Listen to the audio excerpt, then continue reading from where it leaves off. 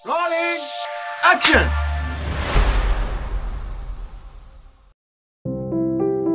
Hello दोस्तों, मेरा नाम है अभिषेक और मेरे इस चैनल पे आप सब लोगों का स्वागत है।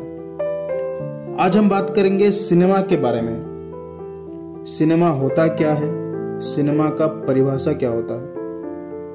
वैसे ये तो बहुत बड़ा टॉपिक है, लेकिन बहुत ही कम शब्दों में मैं आप लोगों को समझाने की कोशिश करूंगा।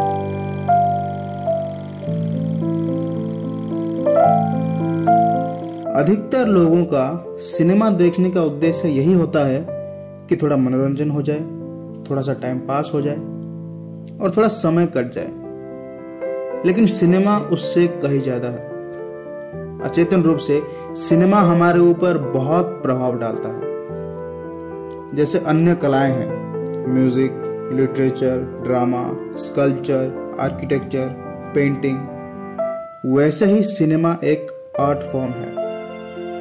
सिनेमा बहुत सारे कलाओं का सम्मिश्रण है, लेकिन उसके बावजूद सबसे अलग है और सिनेमा का अपना लैंग्वेज है, अपनी परिभाषा है। जैसे दूसरे कलाओं को समझने के लिए हमें गहन अध्ययन करना पड़ता है, पढ़ना पड़ता है, सीखना पड़ता है, वैसे ही सिनेमा को अच्छे से जानने और समझने के लिए बहुत सारा अध्ययन का जरूरत पड़ता है। अक्सर सिनेमा की बात करते हैं तो अधिकतर लोग उसके कहानी सुनाकर ही रह जाते हैं। अगर कहानी की ही बात करनी हो तो हम कहानी पढ़ लेंगे, नॉवेल्स पढ़ लेंगे, सिनेमा क्यों देखेंगे। इसके कहने का मतलब यह है कि सिनेमा की एक अलग भाषा है और उसको जानने के लिए उसके व्याकरण को समझने की जरूरत है, उसकी भाषा को जानने की जरूरत है, उसकी मुहावरों को जानने की जरूरत है।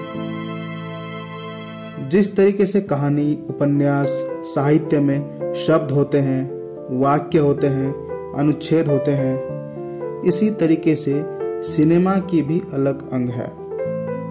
उदाहरण के तौर पे अगर देखा जाए तो सिनेमा में सिर्फ डायलॉग्स के जरिए कहानी नहीं कही जाती। ये सारे हैं जो सिनेमा के एलिमेंट्स हैं, जिनको लेके एक सिनेमा बनती है। इन सारे एलिमेंट्स का इस्तेमाल करके सिनेमा में कहानी कही जाती है।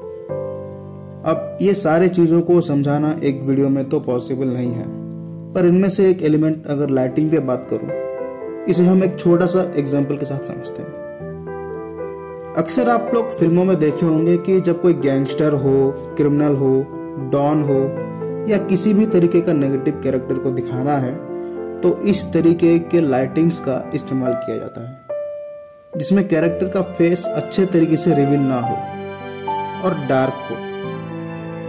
तो इसमें बिना कोई डायलॉग्स बोले, बिना कुछ इंट्रोडक्शन दिए हमारे मन में बैठ जाता है कि ये विलन, गैंगस्टर या फिर कोई ना कोई नेगेटिव कैरेक्टर तो है।